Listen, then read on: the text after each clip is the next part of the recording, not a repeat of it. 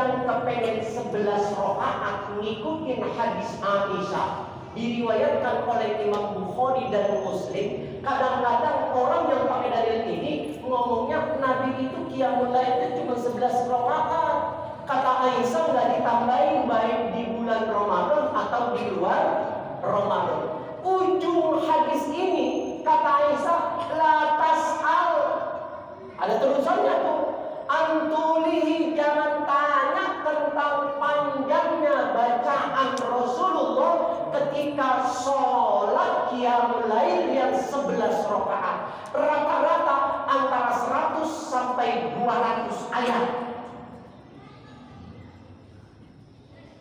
Nah kemudian para ulama memodifikasi supaya orang termotivasi untuk memperbanyak sholat tarawih, karena anjurannya di bulan Ramadan itu disuruh memperbanyak sholat tarawih, disuruh memperbanyak hal yang sunnah. Maka kemudian para ulama Indonesia mazhab Syafi'i Ahlus Sunnah wal Jamaah mengambil dasar ini hadis dari Umar bin Khattab radhiyallahu anhu 23 rakaat. Maka sholat tarawih itu 23 rakaat. Kalau jumlahnya banyak, ayatnya dipendekin. Tapi kalau rakaatnya sedikit, ayatnya dipanjangin. Tuh, kaidahnya begitu tuh, harus dipegang tuh. Di tempat saya ngajar, di Masjid Ibratul Malakin tadinya itu sholatnya 23, dirubah. Saya tanya kenapa dirubah? Habis jamaah maunya begitu. Saya bilang, bapak saudara pengurus masjid, yang namanya ibadah itu tidak boleh berdasarkan syariat, berdasarkan minat jamaah, tapi ibadah harus berdasarkan syariat, bukan minat. Ingat nih, jangan karena jamaahnya kepengen 11 dirubah jadi 11.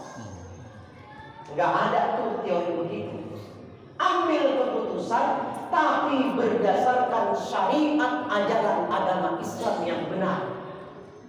Dan alhamdulillah ini udah bener udah.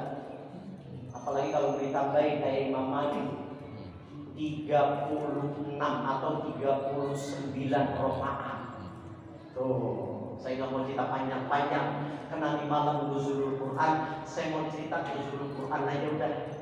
Waktunya tinggal 10 menit. 10 menit. Biar kita pulang dapat oleh-oleh ilmu. Namanya juga acara Turki, turu-turu kita aja. Bapak saudara hadirin rahimakumullah. Nih nuzulul Quran. Ini malam 17. Benar-benar. Orang Indonesia rata-rata ketika memperingati nuzul Quran itu dilaksanakan pada tanggal 17 Ramadan. Padahal kalau kita baca ayat Inna anzalnahu fi lailatul qadar, Allah turunkan Al-Quran pada malam Lailatul Qadar, maka Lailatul Qadar itu kata Rasulullah itu di malam-malam ganjil 10 terakhir bulan Ramadan, tanggal 21, 23, 25, 27, 29, enggak ada tanggal 17. Lalu dari mana tanggal 17? Ini ngaji nih Pak, ngaji nih.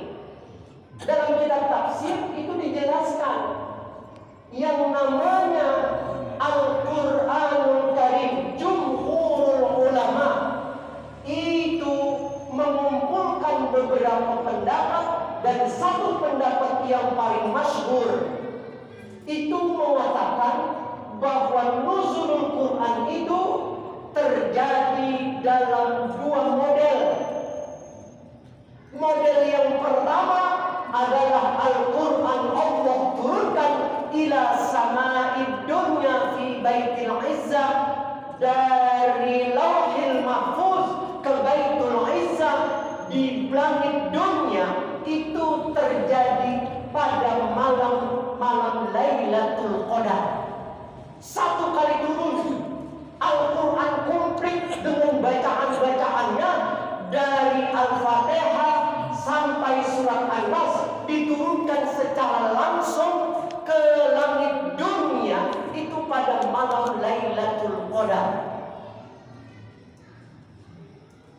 Tapi kemudian dari malam Lailatul Qadar ini, langit dunia ini diturunkan lagi oleh malaikat Jibril atas perintah Allah, itu secara bertahap kepada Nabi besar Muhammad sallallahu alaihi wasallam, itu selama kurang lebih 23 tahun. Kapan mulai turunnya? Mulai turunnya itu adalah saat Nabi Muhammad SAW itu berkhalwah di Gua Hiro, diturunkan ayat pertama, Iqra bismi rabbikal ladzi khalaq, sampai 5 ayat. Itu terjadi pada malam 17 Ramadan. Tuh. Jadi yang kita peringati pada malam hari ini, turunnya ayat pertama yang dibawa oleh malaikat Jibril dari langit dunia Baitul Izzah, disampaikan kepada Nabi besar Muhammad sallallahu alaihi wasallam sebagai tanda kenabian sekaligus kerasulan Muhammad sallallahu alaihi wasallam saat Nabi berusia 40 tahun. Jadi ini malam 17 Ramadan itu ayatnya tadi yang dibaca, Syahrul Ramadan alladzi unzila fihil Qur'an. Bulan Ramadan itu bulan yang diturunkannya Al-Qur'an.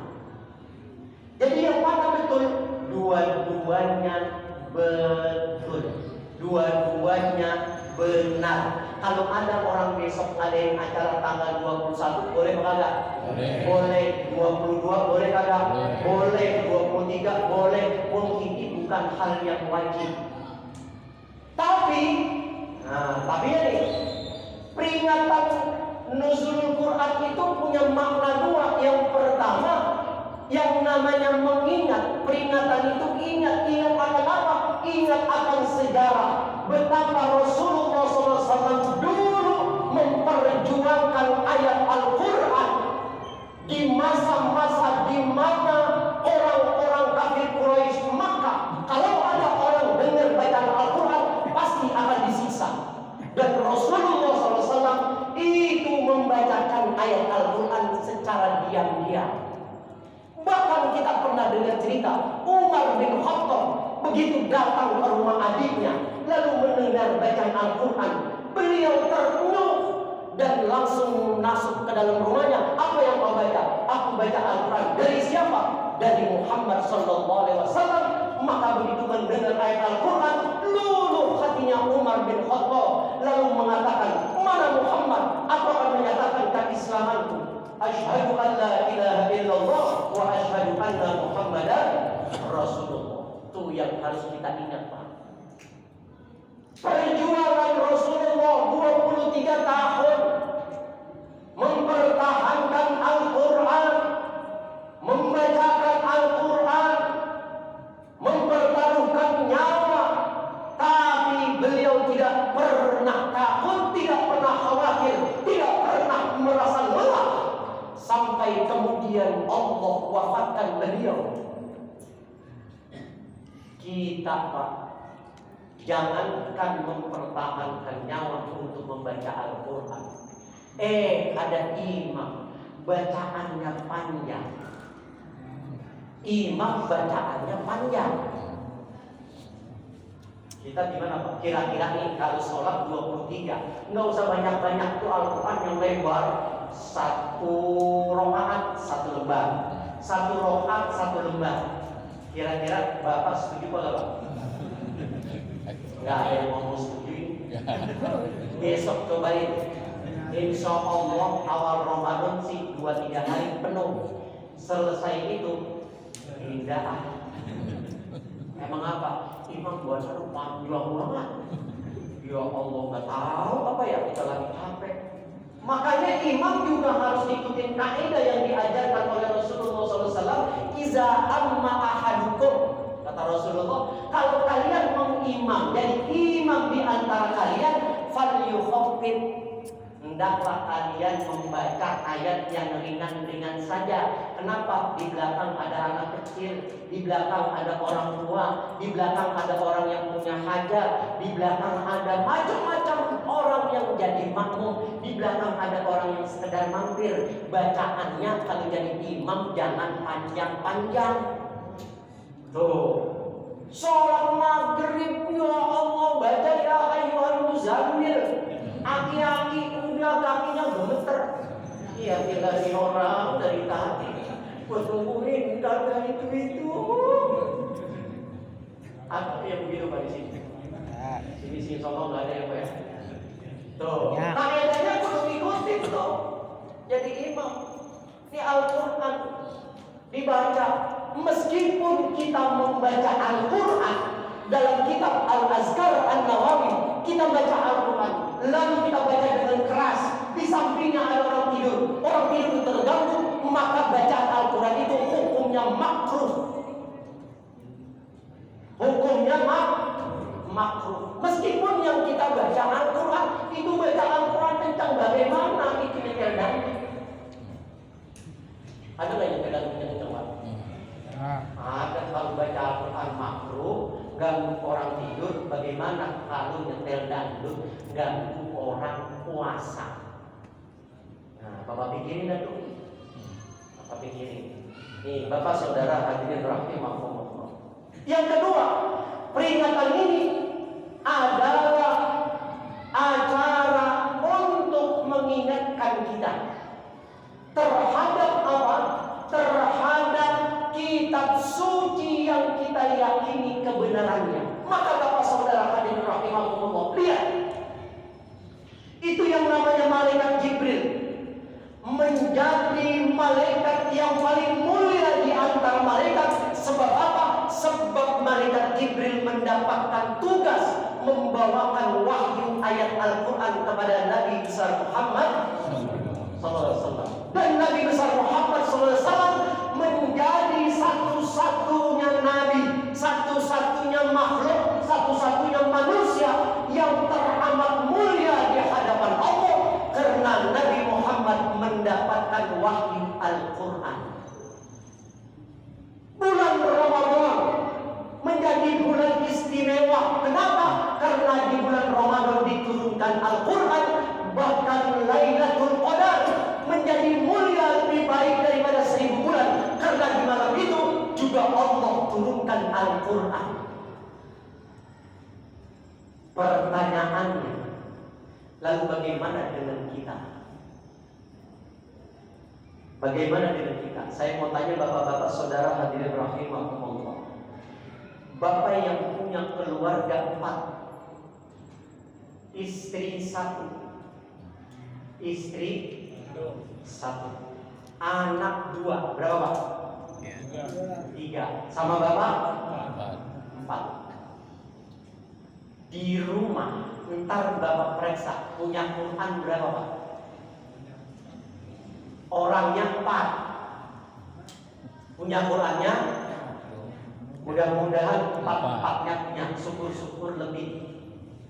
Di antara bapak yang punya Al-Quran, tanya lagi, apakah 4-4-nya udah bisa baca Al-Quran apa belum?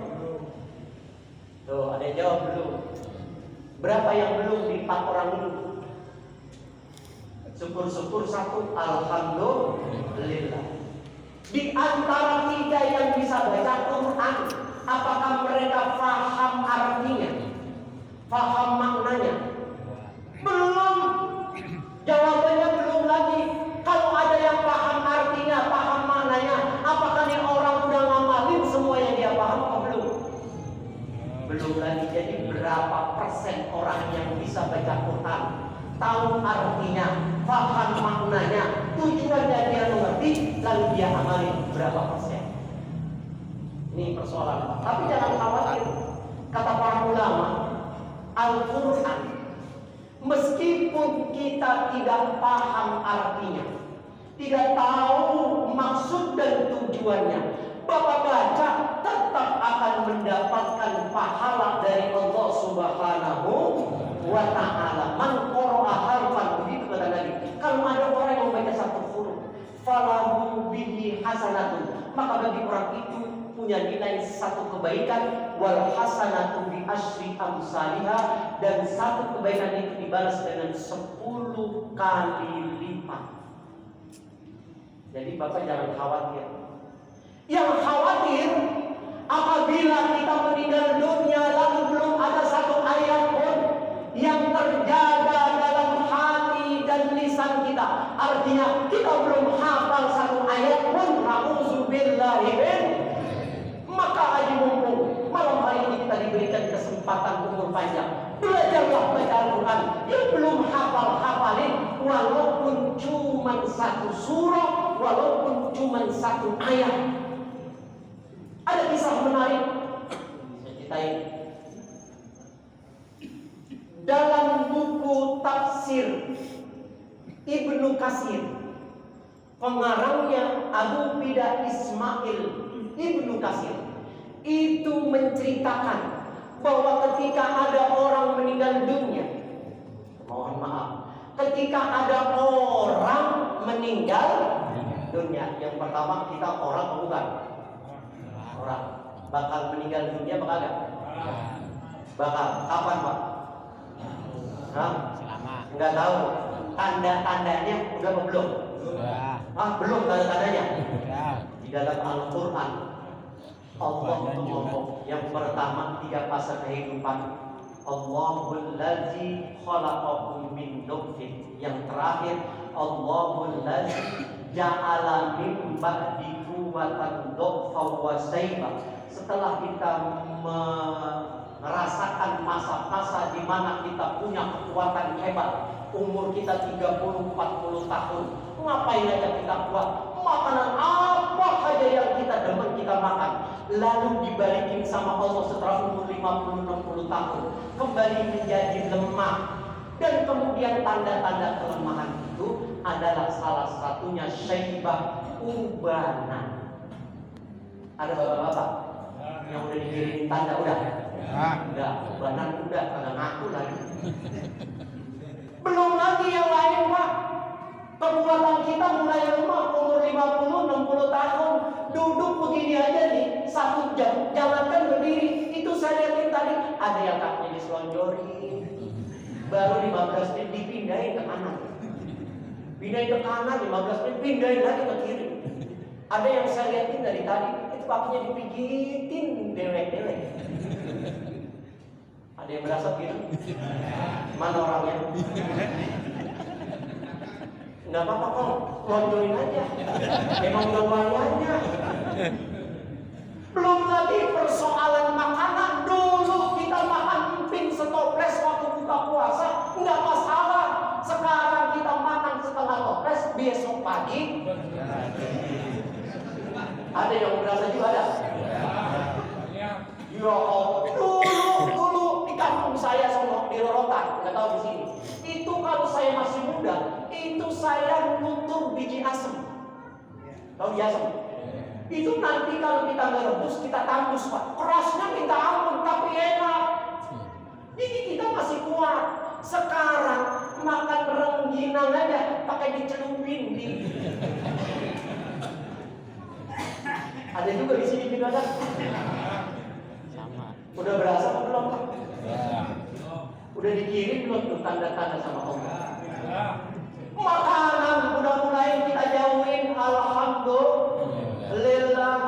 Tuh yang namanya hijau-hijau, udah kata dokter jangan dimakan, Pak. Bapak mah udah sakit encok, udah asam urat. Tuh yang namanya kangkung kan hijau, dipucungin, Pak. Saya tanya dulu kong saya, kemarin dilarang. Kemarin dia hijau-hijau, ini pucung hitam.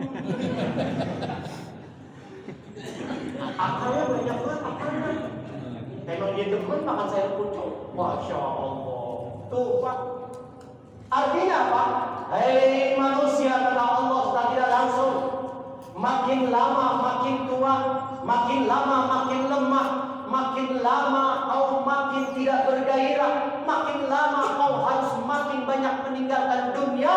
Untuk apa? Untuk akhiratmu. Dan awal masuk ke akhirat, kata Rasulullah SAW, innal qabra awwal manzilin min manazil akhirah. Kuburan adalah tempat persinggahan pertama sebelum kita sampai pada tempat persinggahan sampai akhirat. Kuburan. Kata Imam Ibnu Katsir, itu ketika ada orang meninggal dunia, dia sholat itu sama kayak kita, Pak. Sholat wajib doang, tahajud jarang, apalagi duha jarang. Bapak-bapak sering sholat duha? Ibu-ibu sering sholat duha enggak? Sering. Kalau ibu-ibu, Pak, kalau tanggal tua, apalagi begini mau lebaran, itu sholat duhanya paling 2 rakaat, tambahin 2 rakaat supaya lakinya dapat rezeki dari Allah, kata dia begitu, Pak. Tuh, sholat tasbih hampir tidak pernah, taubat apalagi. Tuh, nih Pak, orang model kayak kita begini udah diceritakan tuh di dalam Al-Quran. Ada orang-orang, Pak, yang mencampurkan kholatu, mencampurkan kebaikan amal-amal soleh mereka dengan amal-amal jelek kemaksiatan mereka. Demen si ke masjid, rajin tuh yang namanya pengajian, tapi yang namanya kiu-kiu, tahu kiu-kiu, Pak? Pura-pura nih. Tuh kiu-kiu Pak RMK tuh biasanya dikasih kartu 2, dipirit, ditumpuk yang satu, biasanya tumpuk itu saya jadi, paham saya jadi. Kartunya 2, Pak, yang satu di atas, yang satu di bawah. Ngangkatnya dibayar begini, Pak. Begitu mau dipilih, tahu dipilih. Oh tahu tuh, RMK tahu. Udah besok belajar RMK aja. Iya, udah begitu baca bismillah lagi. Bismillahirrahmanirrahim. Masya Allah. Ada orang yang model begini, Pak. Judi masih demen, mabok masih sering kita lihat. Na'udzubillahimin. Tapi ke musola rajin. Tuh, ada di dalam Al-Quran disebutin orang begini. Kata Allah, nih orang begini, aku tungguin taubatnya. Tuh.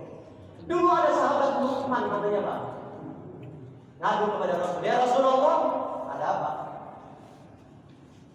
Ma ra'yuka, apa pendapatmu ya Rasul? Bila aku melakukan sholat 5 waktu, sholaitul maktubah, saya 5 waktu saya pernah tinggal. Wasumtu Ramadan, puasa Ramadan juga gak pernah jebol. Tapi wahalantul halalah, yang halal saya kerjain, waharamtul haramah, yang haram saya tinggalin. Kerjaan saya segitu doang tuh. Enggak, sholat duha agak, sholat tahajud apalagi, sholat tasbih kagak pernah, sholat taubat juga sama. Terus nanya orang model begini sama Nabi, a'adkhulul jannah ya Rasulullah, apakah saya bakal masuk surga ya Rasulullah? Kata Rasulullah sambil nyengir, na'am, iya, kau bakal masuk surga. Maka kata Nu'man, sejak saat itu aku gak pernah tambahin lagi tuh, apalagi sholat qobliyah ba'diyah, kagak pernah. Tuh, ini kan banyak nih orang model kayak kita begini, Pak. Insya Allah juga bakal masuk surga, meskipun ntar masuk surganya belakangan. Belakangan mereka. Iya. Sunnah memerdai mau masuk dulu, tar dulu. Nih, Bapak Saudara hadirin rahimakumullah. Makanya di malam Lailatul Qadar atau nuzulul Quran, barang-barang kita, barang-barang nih sama-sama. Yuk Aji mumpung kita diberikan kesempatan oleh Allah umur panjang, di bulan Ramadan kita khatami Al-Quran. Bisa nggak? Insya Allah. Kalau saya sih, saya Samsul sama. Insya Allah kalau Ramadan kita juga sama nih. Kalau Ramadan rata-rata Insya Allah Al-Quran khatam. Amin ya Rabbal. Cuman selesai Ramadan setahun kagak khatam itu. Saya bingung itu. Emang nggak begitu Pak? Hah? Emang nggak begitu? Kerjaan banyak sama Pak. Bahkan kita bulan Ramadan itu kerjaan sama, puasa juga, lemes juga, ditambah sholat tarawih. Kok baca Al-Quran bisa khatam? Kenapa di luar Ramadan kita nggak pernah khatam? Nih, udah jawab tuh. YouTube dan Google. Setan gepeng. Bapak saudara hadirin rahimahullah. Nih orang di dalam kuburan mau diseksa. Kata hafalan Al-Qur'annya, meskipun orang ini diberitakan cuma hafal surat Tabarok doang. Tahu Tabarok Pak? 30 ayat. Berwujud makhluk. Kemudian dia menentang malaikat Zabaniyah, Munkar Nakir yang mau mengazab ini orang. Mau diazab ini. Kenapa? Tuh kayak tadi tuh Pak. Sholatnya cuma sholat pagi doang. Yang haram masih demen. Kata malaikat, aku akan siksa. Oh enggak dulu. Emang apa? Lu, aku ini hafalan Al-Qur'annya. Kenapa? Karena kata Rasulullah SAW, Allah tidak akan pernah mengazab manusia yang di dalam hatinya wa Al-Quran, ditempatin oleh Al-Quran. Jauhnya, tenggorokannya biasa mengucapkan Al-Quran. Kata malaikat, kalau begitu ngomong dulu ke Tuhan. Ngajak sama Allah, ya ini hambamu mau diazab. Iya, saya kasih. Emang kenapa? Bukankah orang ini dalam hatinya terdapat Al-Quran, jauhnya pernah membaca Al-Quran dan aku terjaga dalam dirinya. Lalu jangan. Oh begitu. Iya. Kalau kau ya Rabb masih mau mengazab menyiksa ini orang, maka hapus saja aku dari Al-Quran. Supaya apa? Supaya tidak terjadi pertentangan. Aku bebas untuk tidak menghalangi siapapun untuk mengazab ini orang, siapapun orangnya, dia hafal Al-Quran sekalipun. Kenapa? Karena janji itu pernah terucap dari lisan Nabi Muhammad Sallallahu Alaihi Wasallam. Bapak saudara hadirin rahimahumullah. Maka yuk kita perbanyak baca Al-Quran. Dan kita Syarhis Sudur fi ahwalil maut wal qubur, itu diceritakan, diriwayatkan oleh Imam At-Tirmidzi, Imam Musnad Imam Ahmad.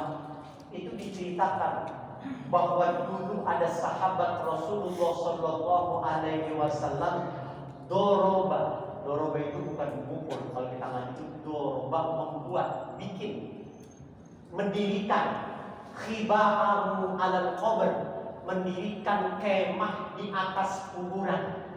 Kenapa? Karena kuburan orang Arab beda dengan kuburan orang kita. Kalau orang Arab kuburannya rata Pak, cuma ada batu doang. Kalau orang kita munjung. Di sono dia diriin aja tuh kemah, karena pulang malam dia tidur. Begitu dia mau tidur, dia dengar ada dari satu kuburan terdengar bacaan Al-Quran, yakni surat Tabarok, hatta ikhtatamahu, sampai selesai khatam itu surat Tabarok, dia dengar. Pagi-pagi adu kepada Rasul, ya Rasul, malam saya dengar tuh ada orang di atas kuburan itu membaca Al-Quran. Padahal saya itu gak baca Al-Quran, teman saya juga tidur gak baca Al-Quran. Itu kok bisa begitu ya Rasul? Kata Rasulullah Sallallahu Alaihi Wasallam, Inna hazihi surah ini itu munjiyatun, bisa menyelamatkan, waqi'iyatun, bisa menjaga sahibuhu, orang yang hafal surat ini, min azabil qabri, dari azab kubur. Ini ijazah buat kita dari Rasulullah SAW bahwa kalau Bapak tidak ingin mendapatkan azab di alam kubur, maka baca surat Tabarak. Kapan bacanya? Menjelang tidur boleh, subuh boleh. Yang penting setiap malam kita baca surat Tabarak. Tahu apa Tabarak? Bismillahirrahmanirrahim. Tabarakalladzi biyadihil mulku wa huwa ala kulli syai'in qadir. Alladzi khalaqal mauta wal hayata liyabluwakum ayyukum ahsanu amala. Itu dulu Pak, kalau ada orang meninggal dunia lagi dimandiin, di kampung saya masih ada. Itu ibu-ibu buka baju, baca Tabarak bareng-bareng. Dulu begitu. Di sini masih ada gitu? Masih ya? Masih, alhamdulillah. Kalau masih ada, itu manfaatnya kita minta kepada Allah supaya mayit tidak diazab di alam kubur. Kenapa Pak? Ada seorang sahabat namanya Sa'ad bin Mu'az. Itu saat tubuhnya besar 2 kali lipat dari Rasulullah, tingginya juga sama.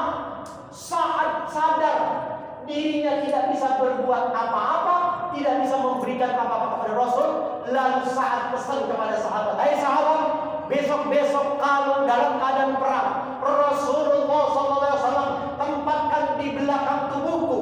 Supaya apa? Supaya aku bisa menjadi tameng. Kalau ada anak panah ingin menghujam tubuh Rasulullah, maka biarkan anak panah itu menghujam tubuhku terlebih dahulu. Kalau ada anak tombak yang ingin menghantam tubuh Rasulullah, maka biarkan tubuhku yang akan menjadi tamengnya." Sa'ad bin Mu'az menyerahkan dirinya, nyawanya demi keselamatan baginda Nabi besar Muhammad SAW. Kemudian diceritakan ketika satu riwayat terjadi perang Khandaq. Saya kagak mau cerita perang Khandaq. Perang Khandaq itu perang parit segini. Itu Sa'ad bin Mu'az terkena panah, tubuhnya terkena tombak. Rasulullah nyiapin tempat untuk mengurus tubuh Sa'ad. Tapi beberapa hari kemudian Rasulullah dikasih tahu sama malaikat Jibril bahwa sahabatmu itu meninggal dunia. Bahkan ketika beliau wafat, itu yang namanya arsy berguncang. Allah turunin, bukan cuma itu, Allah turunin 70.000 malaikat untuk mengurus tubuh jenazah Sa'ad bin Mu'az. Rasulullah buru-buru mengambil sorban, bahkan dalam satu riwayat sorbannya sampai nyengser di bawah. Kata sahabatnya, "Kok mana ya Rasul, buru-buru amat?" Itu ada sahabat meninggal dunia. Arsy bergoncang, turun 70.000 malaikat. Masya Allah.